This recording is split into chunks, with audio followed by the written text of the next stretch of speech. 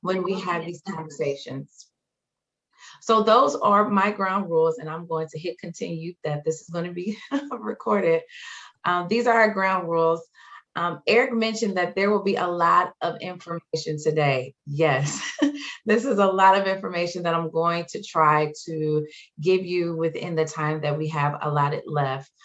There are 5 to 7 tenets within critical race theory that I'm going to go through, and we could really spend an hour on each one. Eric could do this for the whole year, and we can spend time each session talking about just one particular tenet. But I'm going to give you a lot of information because I want to make sure that we're cutting through the noise that we are hearing within society, on the news, where we're reading in news clippings or seeing on social media. I want to make sure that you have some accurate information.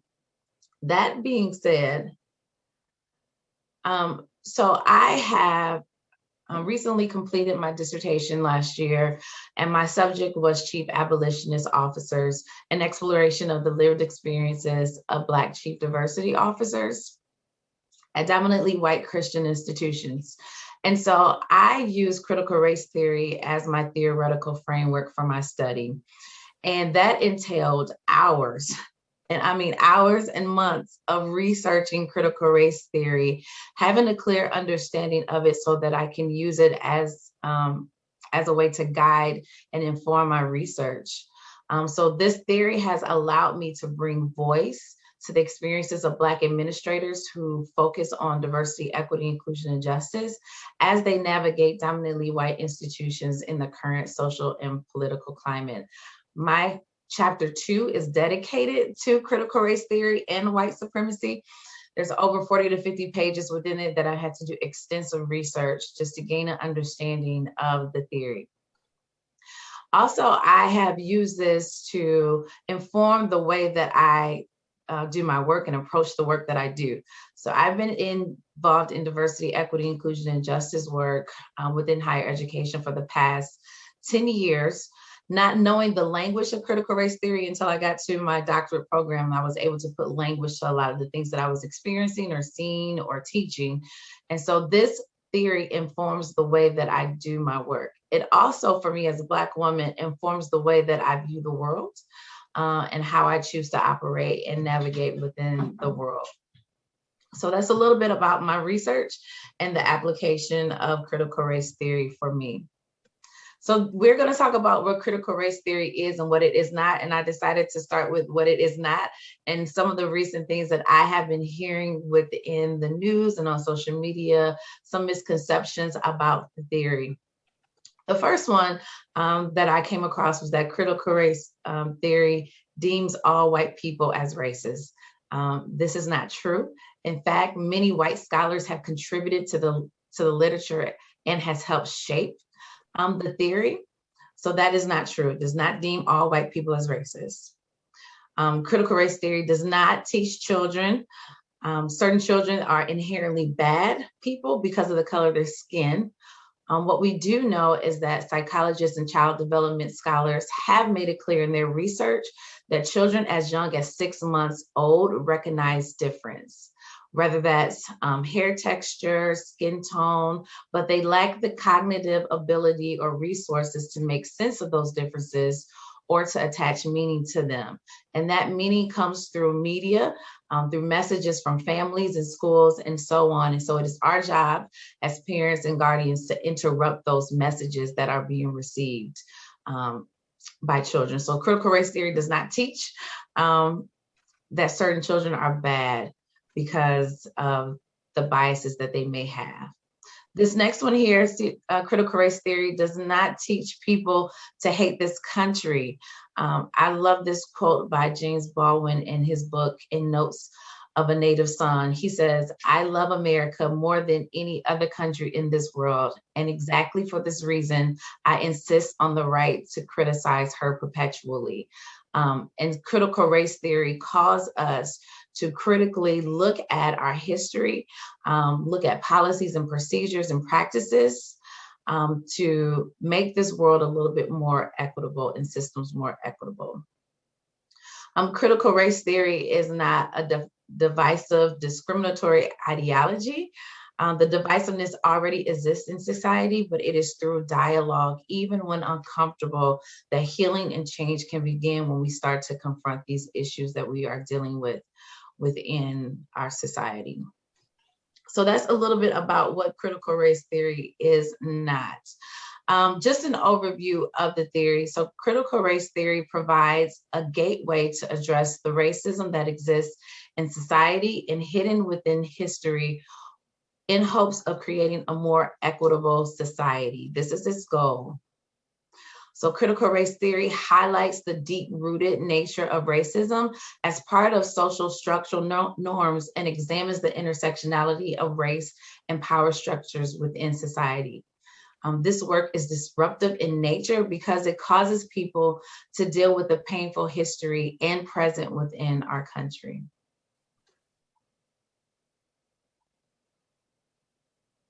So allow me to introduce you all to Derek Bell. He is known as the founding father of critical race theory. And in 1971, he became the first Black professor to receive tenure at Harvard Law School. And when he was hired with the understanding that he would be the first Black tenure professor, but not the last.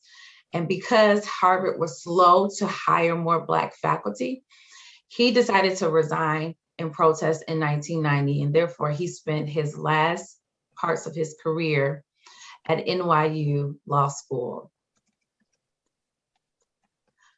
A little bit about the theory and how it has emerged. So critical race theory emerged during the 1970s and stems from the civil rights movement. Bell began the theory as a legal scholarship among people of color and white allies who were committed to exposing institutionalized racism within laws.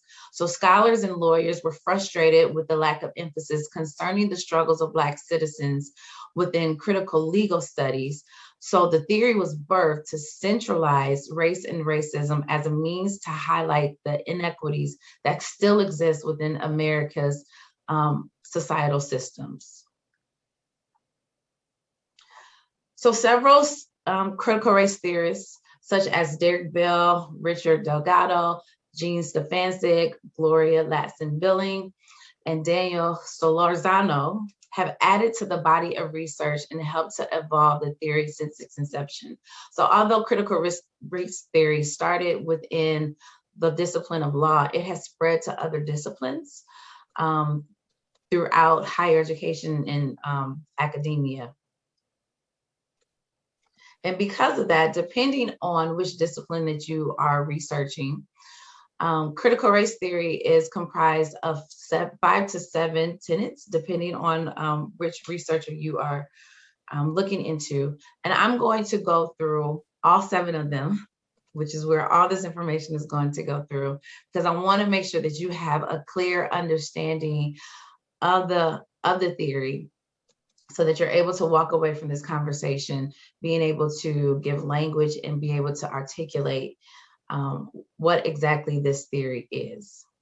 These tenets are commitment to social justice, permanence of racism, critique of liberalism, intersectionality, interest convergence, whiteness as property, and experiential knowledge. So the first one, commitment to social justice, this is the cornerstone of critical race theory and is a response to oppression. And this commitment seeks to eliminate racism, sexism, and poverty while simultaneously empowering minoritized populations. So by centralizing race and viewing it as systemic rather than individual, certain barriers begin to be exposed that have held back people of color for centuries. Critical race theorists who are advocates for this theory are committed to the work of anti-racism. And I know a lot of you may have heard about anti-racism when the protests were happening in 2020. Kendi Ibram Kendi's book, How to Be an Anti-Racist, was very popular. Some of you probably read it. So those who are advocates for CRT are also committed to the work of anti-racism. And Ibram Kendi describes anti-racism as the active process of identifying and eliminating racism by changing systems, organizational structures, policies and practices, and attitudes so that power is redistributed and shared equitably. And I tell my colleagues all the time, who do diversity work, who are chief diversity officers, or like I like to call them, chief abolitionist officers. If you are in the business of doing diversity, equity, inclusion, and justice work, you are doing the business of anti-racism. We should be actively identifying these systems so that we can change them and change policies and structures and attitudes so that we can redistribute some of the shared equity. So this commitment involves taking a risk to challenge and to change these structures that have been embedded within our system. So those of us, myself, Eric, and others who are on the screen that are committed to this work, this is risky business. Not everyone likes the work that we do. There's a lot of resistance that is experienced around this work, but we know that it is great work that we're doing to make a lasting and impactful change. The next one is permanence of racism. And this is the belief that racism has been ingrained in society and normalized to be unrecognizable for those who benefit from it. So critical race theory shines a light on racism and in hopes to expose it so that we can create a more equitable society. The next one here is critique of liberalism. And liberalism is a political idea that the government should maximize liberty for all citizens as a civil rights, and that the law should reflect and carry out equality for all. Now, the ideas of individual rights, equality, freedom, meritocracy are related to liberalism and are deeply rooted within Western culture. These ideas impact our education system, the legal system, our political system, and economic policies, and construct an image of society as fair and egalitarian. Now, critical race theory supports all of these ideas of individual rights, equality, freedom, and merit, but it questions the motives behind the ideas. So that's what's key to know, that it questions the motives behind these ideas. And oftentimes, liberalism operates out of this colorblind mentality. Usually you'll hear people say, when I see you, I don't see color. And I always tell people, well, you know, when you give a police description, what's some of the first things that you list? Height, weight, and color. So you do see color. So it calls out this colorblind mentality that leads people to believe that we live in a post-racial society. It sounds good that we live in a post-racial society, but there's been clear evidence that we are not in a post-racial society, and there's so much more work to be done until we reach a post-racial society. So critical race theory critiques these ideas because liberalism neglects the causes of inequities and inequalities such as racism, capitalism, power relations, and patriarchy. So critical race theory argues that equality cannot eradicate racism that people of color experience daily. We have to get to the root of these issues. We can't ignore them. We can't write policies or continue to give holidays such as Juneteenth. I'm really excited that we are acknowledging Juneteenth, but we have to get to the root of these issues. And some scholars believe that liberalism ignores the resentment of white people due to race-conscious policies and disregards the tension that exists between the goals of racial equality and the resistance of white privilege.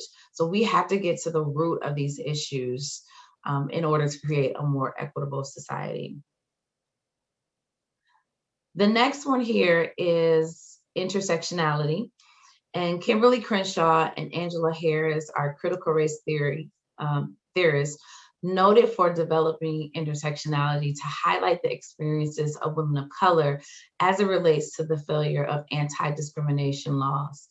So intersectionality essentially is essentially an acknowledgement of an individual's connected identities. So it examines how the combination of factors such as race, sex, class, national origin, citizenship status, and sexual orientation impact different settings. So it informs how myself as a Black woman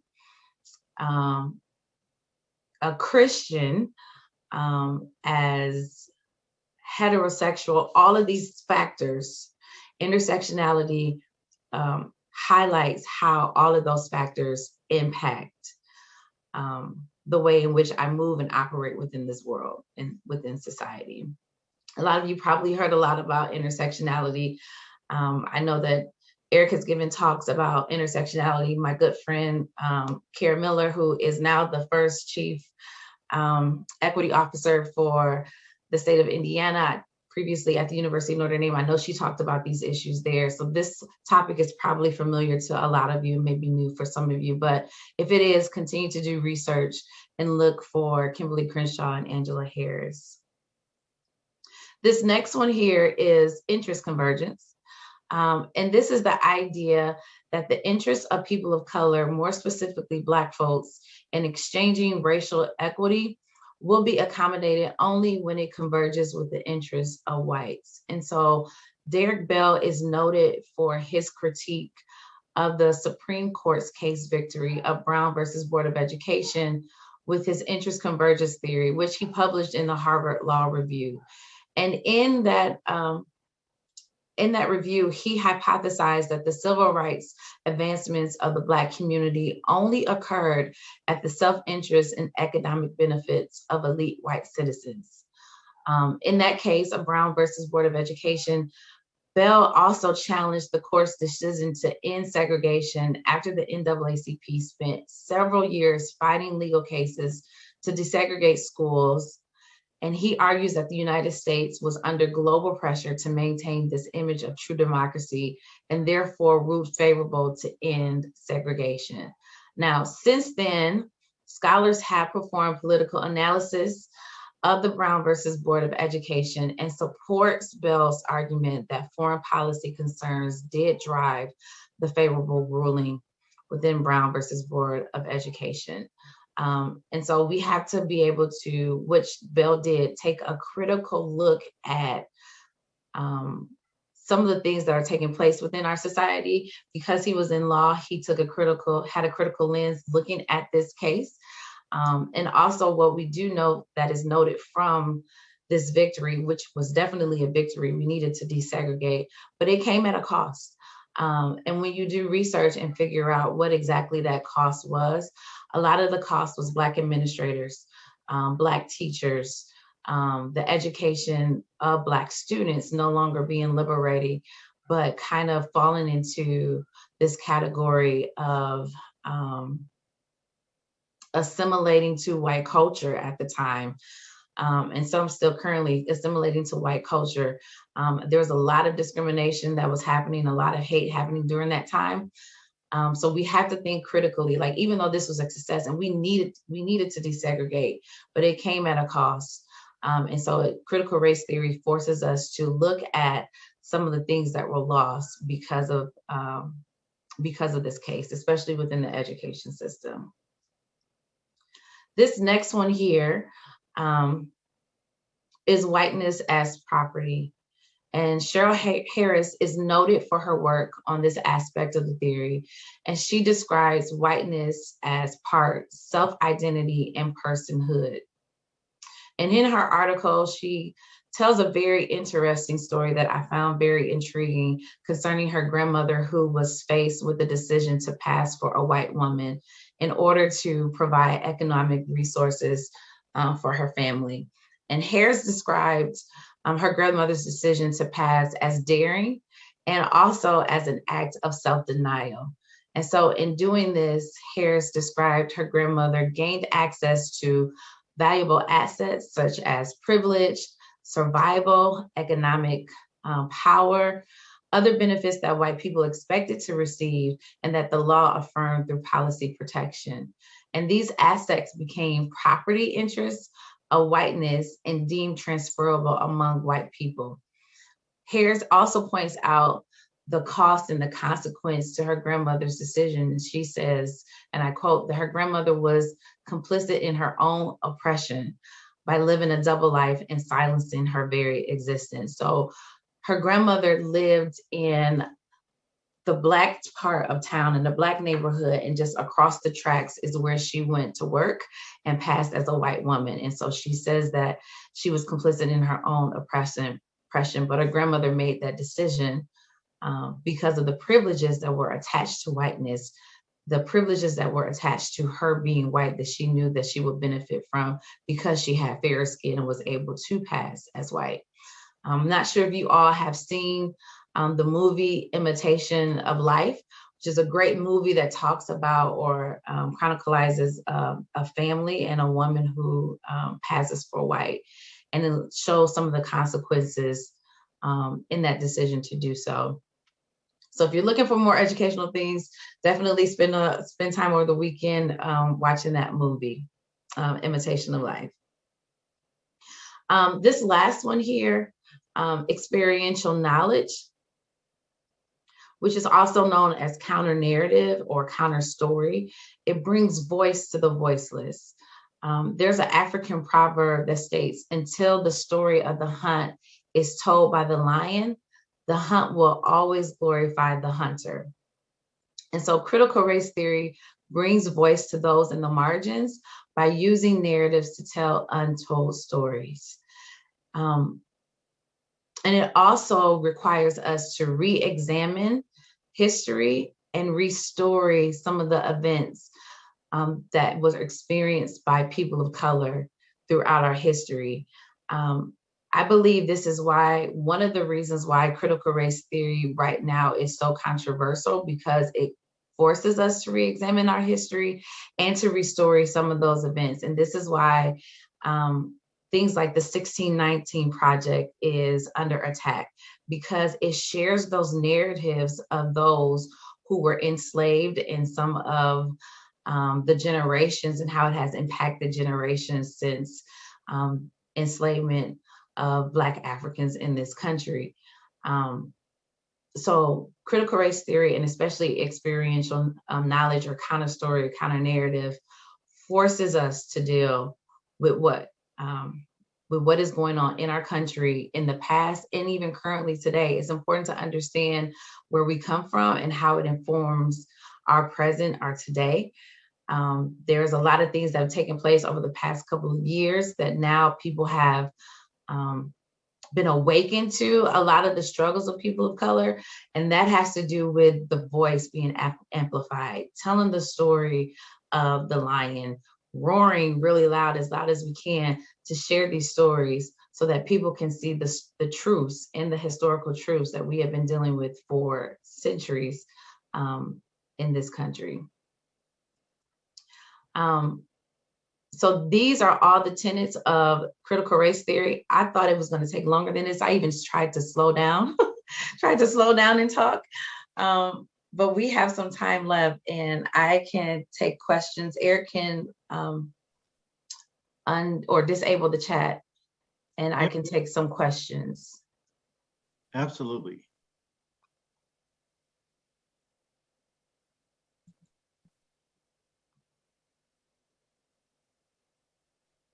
Redgina, this is Missy Conboy. I'm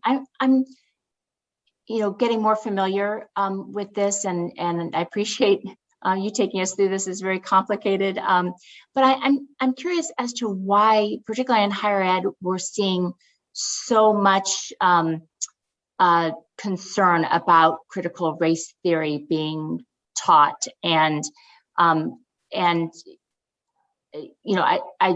I've turned to a couple of articles even while you're reading, and some people who are coming out so strongly against the concept in general. Why is it at institutions of higher learning where we're supposed to be talking about things like this? Why do you feel like there's so much criticism about the teaching of this at the collegiate level? Yeah, so there's this misconception that critical race theory is being taught in the K through 12 system, when a lot of times it's not reached until you get into higher ed. So thank you for bringing that up, Missy. That's another misconception. So critical race theory has been politicized over the past couple of years. I had no idea that when I was going through my dissertation process and researching this, that it would be so politicized and that I will have to be defending it.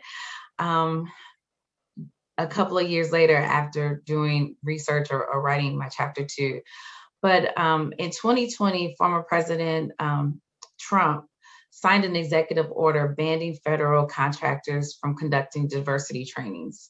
Trainings with topics such as critical race theory, the 1619 Project, whiteness, white privilege, implicit bias.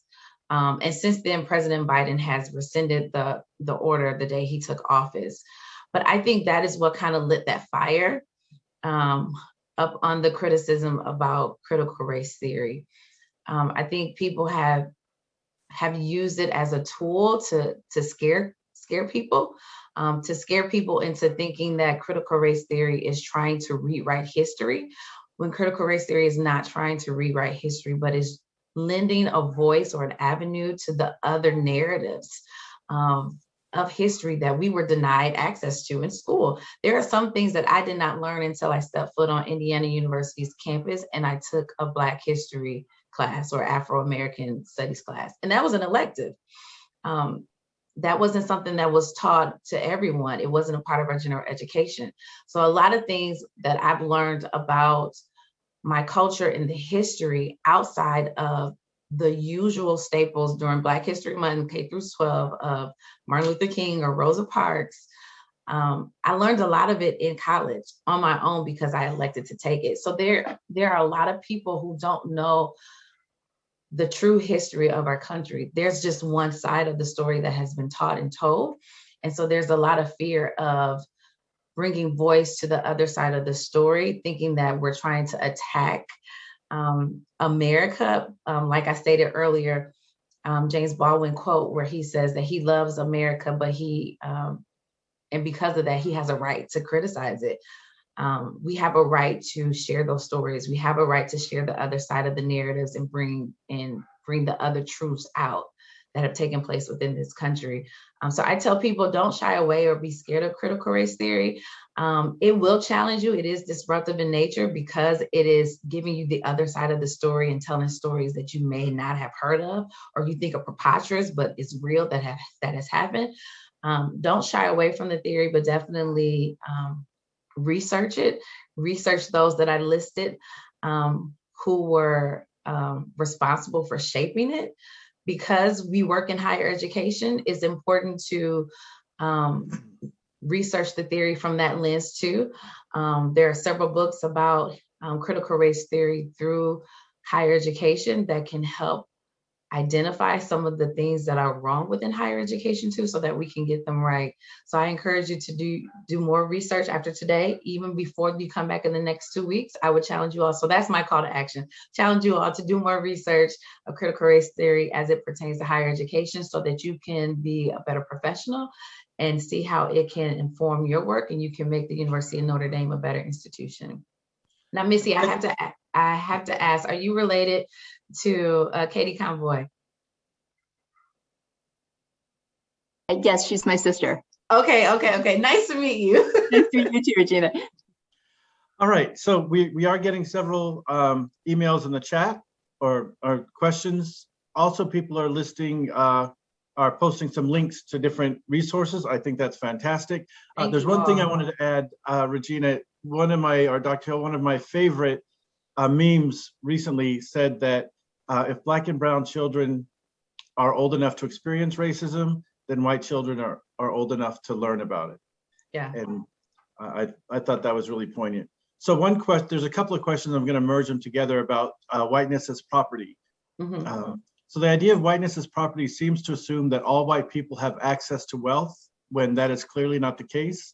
This is sometimes, I think, what makes many mid-class white Americans close to their ears to the topic. How do you address this? Okay, say that one more time, because Okay. I was.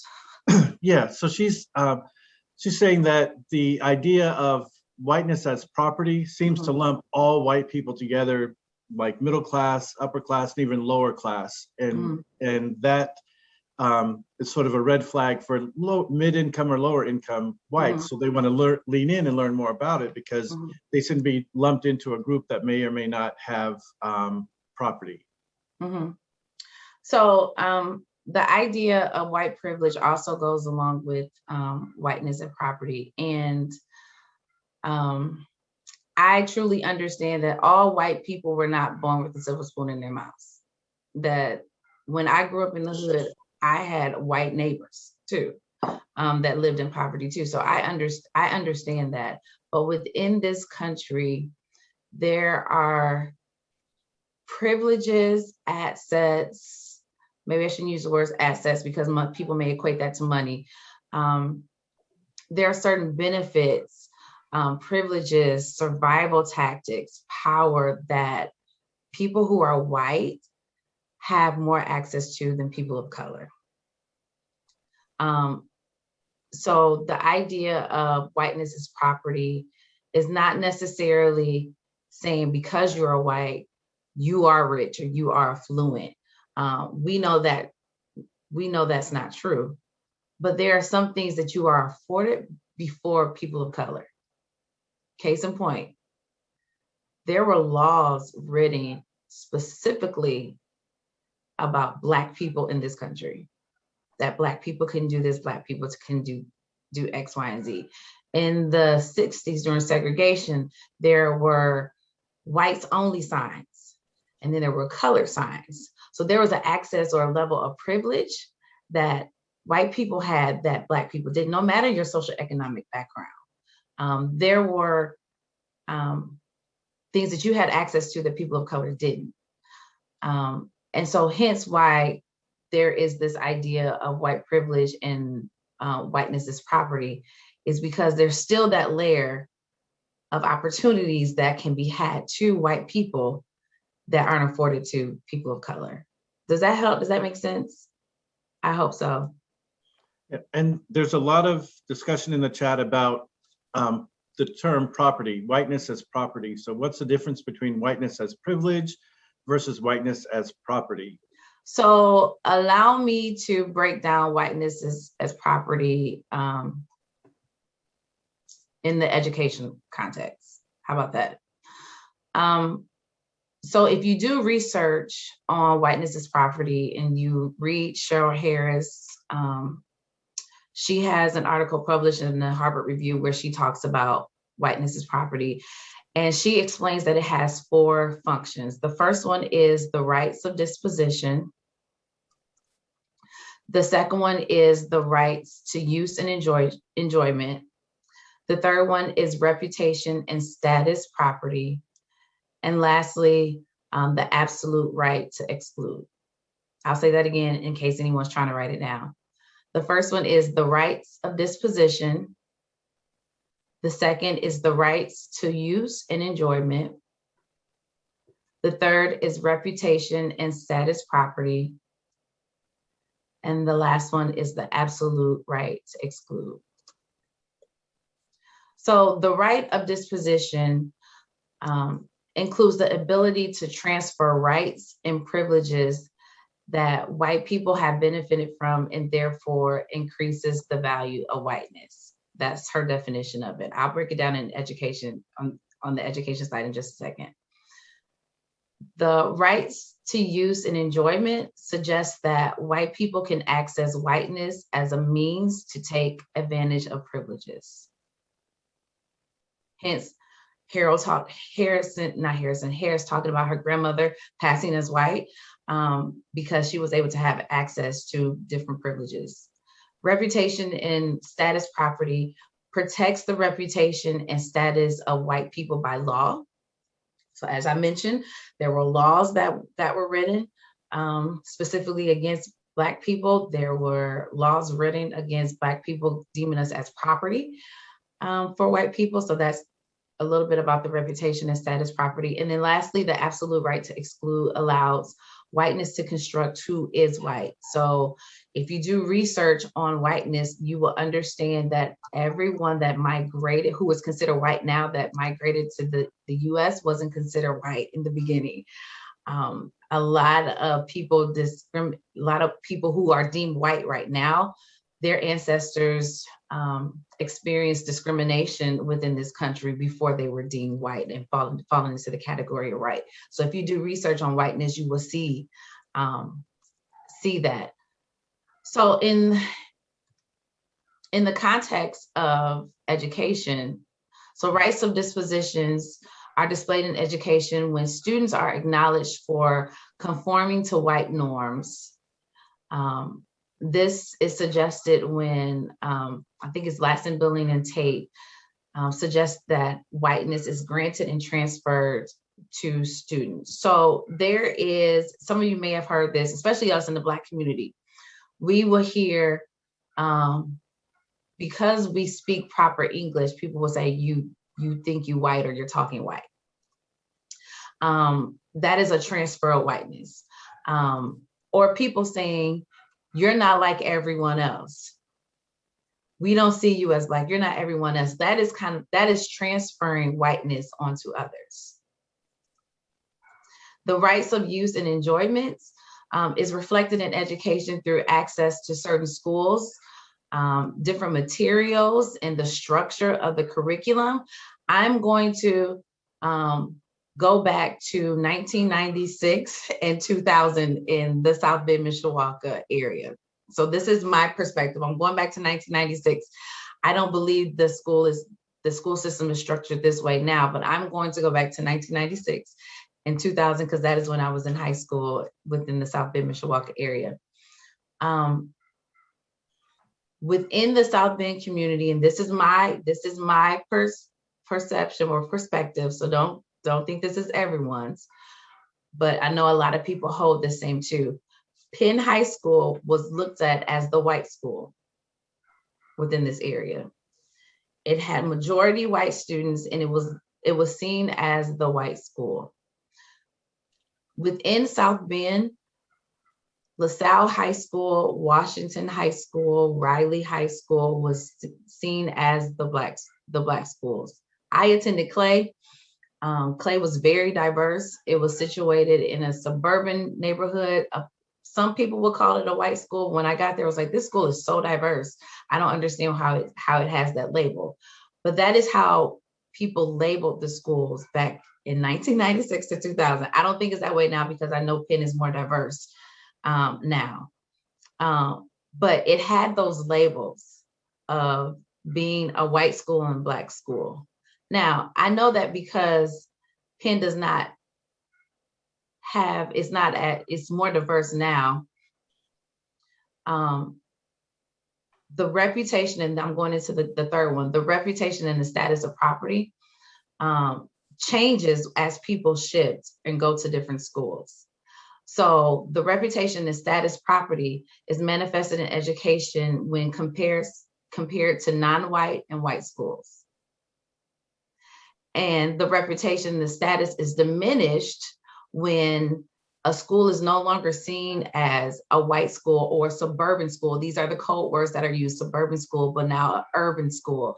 And so they tend to lose their reputation. And then a lot of times you start to see what is known as white flight, where those students will begin to leave that school and go to another school.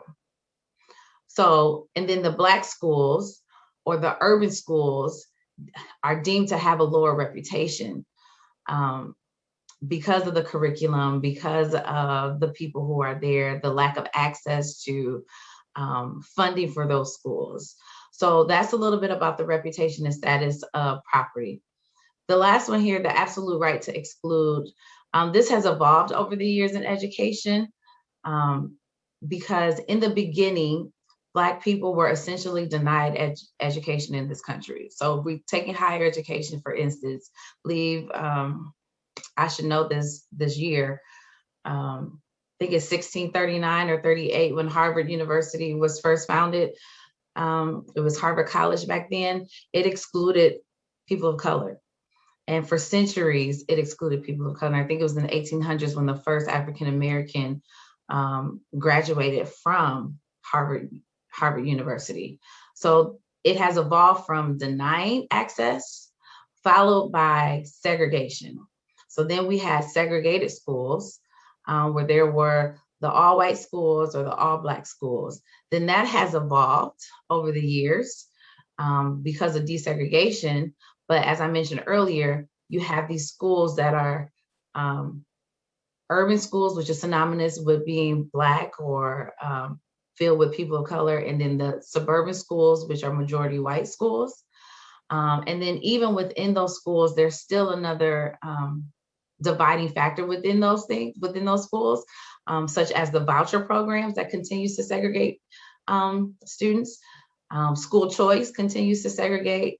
The honors classes and advanced placement classes is another form of segregating students within those schools. Even though they may be in the same school together, they're kind of still segregated through those programs. So that is a little bit about the elements of whiteness and property from an education standpoint. I know that was a lot.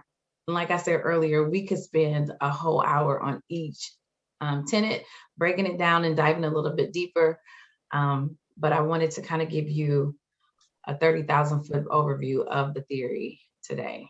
Okay. Got a few more questions or comments. A couple of them had asked about CRT's view on capitalism. Are there any comments on that? So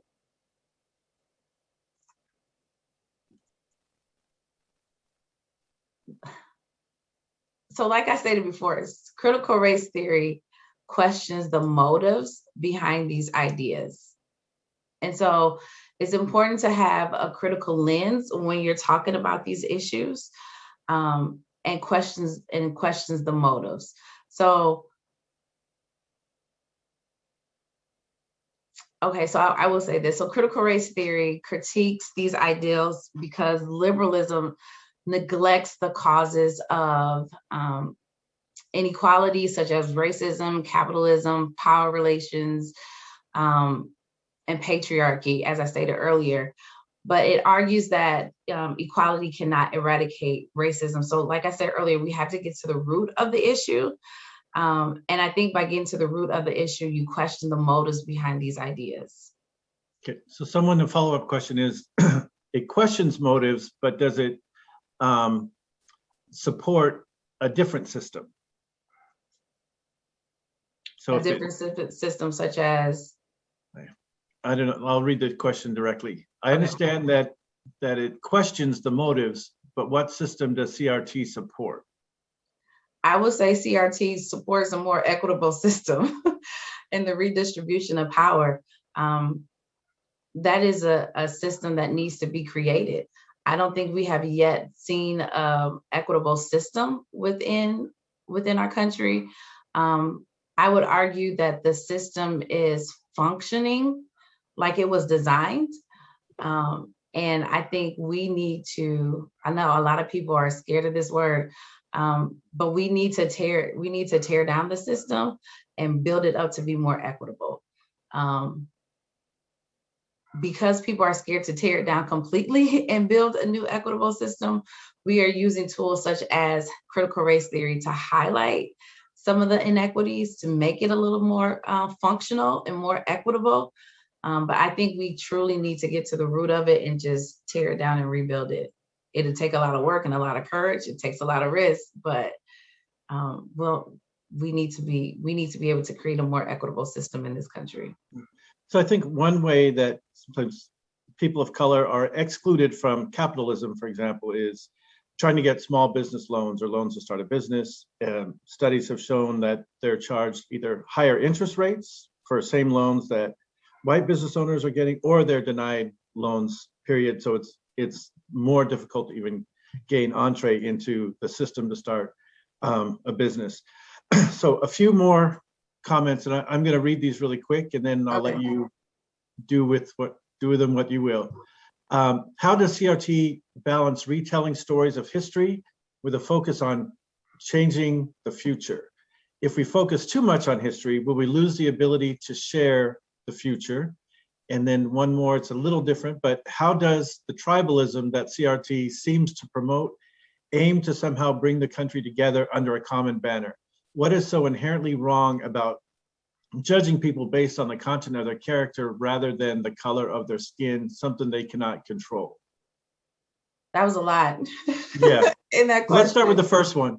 Okay. How does CRT balance retelling stories of history with the focus of changing the future? If we focus too much on history, will we lose the ability to share the future?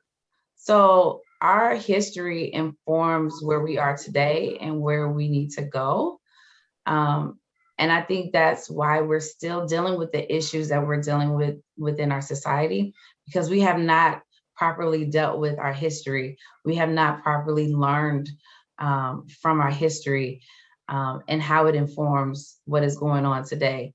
For me to feel that the past couple of years, 2014, when we first, when Trayvon Martin was murdered and Black Lives Matter came on the scene, to feel as if the 2014 to present feels like the civil rights movement to me is reminiscent of it. To have my mother, who has lived through the civil rights movement, say that last summer felt like it for her. We haven't done a good job at addressing our history, or learning our history and learning from it so that we can move forward together in a better way. I think we need to, if we don't focus on our history, we'll repeat it. Look at what's happening now within the political system of changing the voting laws. Black people in this country just got the right to vote about 50 years ago, and now we're still fighting for that right now. And so I think if we learn from our history and learn what has taken place and really addressed it, we're able to move forward collectively to be better as a society. And what was the second part of that question? It was a completely different question. Oh, okay. How does the tribalism that CRT seems to promote aim to somehow bring the country together under a common banner? What is so inherently wrong about judging people by the content of their character rather than the color of their skin? And I mean, I am not an expert on CRT, but I have seen nothing that promotes tribalism that comes from CRT at all. I think, No. you know, one example, growing up, I grew up in Idaho. I'm much older than you, Dr. Hill. I learned about slavery, Black people, about slavery. I don't recall learning any really positive things about African Americans or Black people in the US. All the great leaders, all the great presidents and war heroes, everybody was white. So that was a recollection of history. CRT deconstructs that and says, were there Black people that were actually doing some things too? And how does promoting the achievements and accomplishments of whites affect everybody else? Right? So now we're looking at history in a broader way, maybe a more accurate way through CRT. But people seem to be afraid of that, like it's somehow promoting tribalism as opposed to just showing history. So when I didn't learn anything positive about me, there wasn't an issue about it because Black people, you know, they were relegated to second-class citizenry. But now that we're deconstructing some of the history, saying America hasn't always been a just place, like some of our whole system has been based unjustly on conquering land, genocide, enslaving people.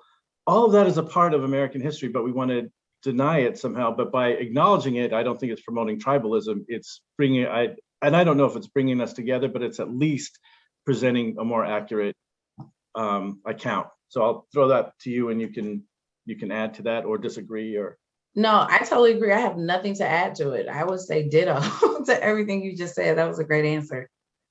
Yeah, so I don't think by learning more information causes tribalism. For me, I want to know just accurate information, and then we can continue to build together, but build on accuracy, not on a false premise, maybe. And the idea that it's divisive, like, or it's causing division. No, it's not. It's trying to shed light on, like you said, Eric, a broader understanding of our history.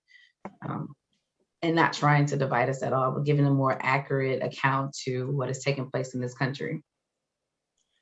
I even think on a personal level, sometimes people don't like to be honest on where they are because it puts them in a negative light. But I want to assess, where are we and what do we do to get better? Let's improve.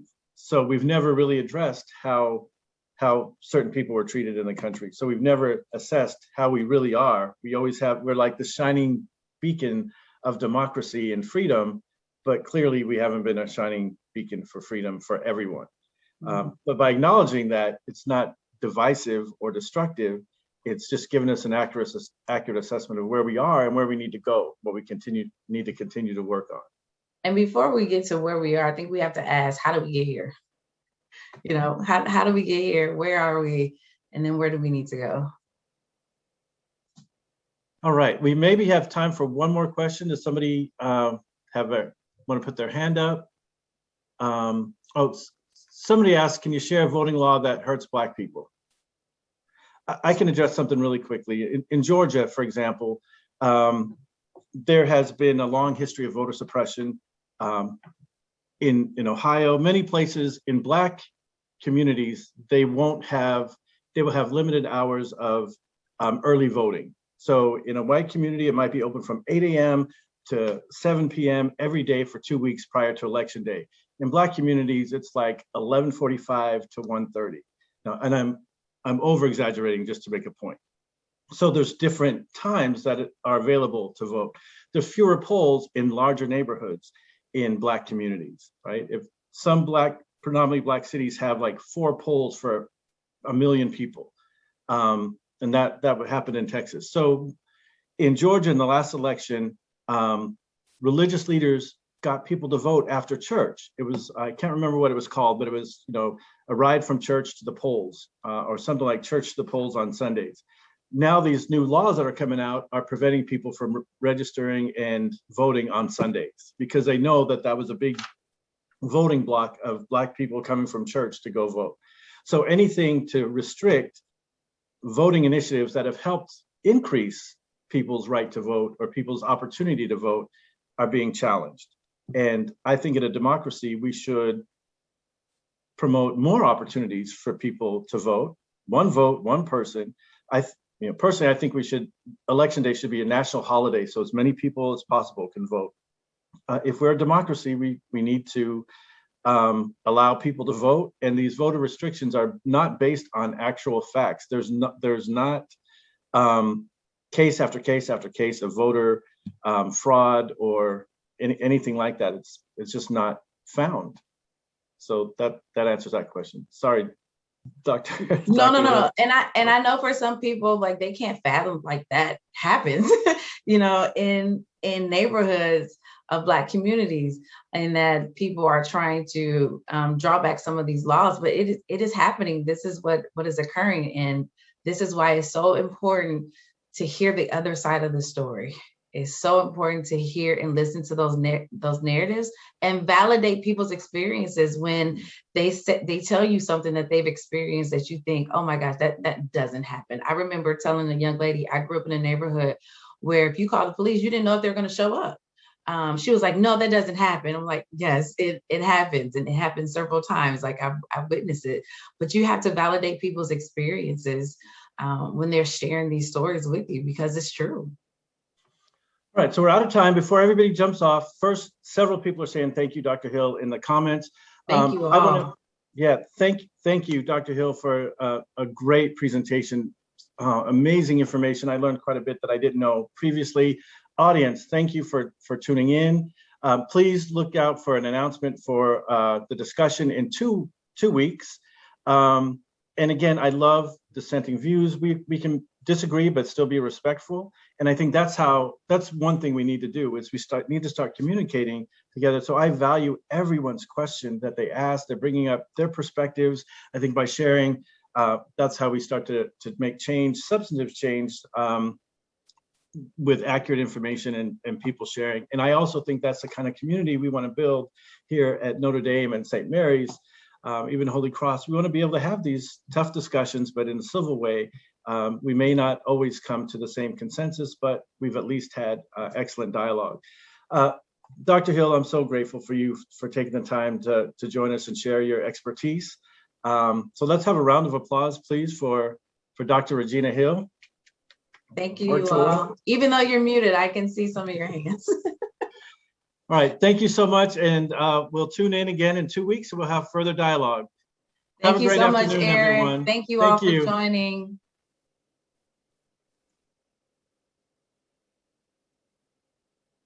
And gonna save the chat before I close out.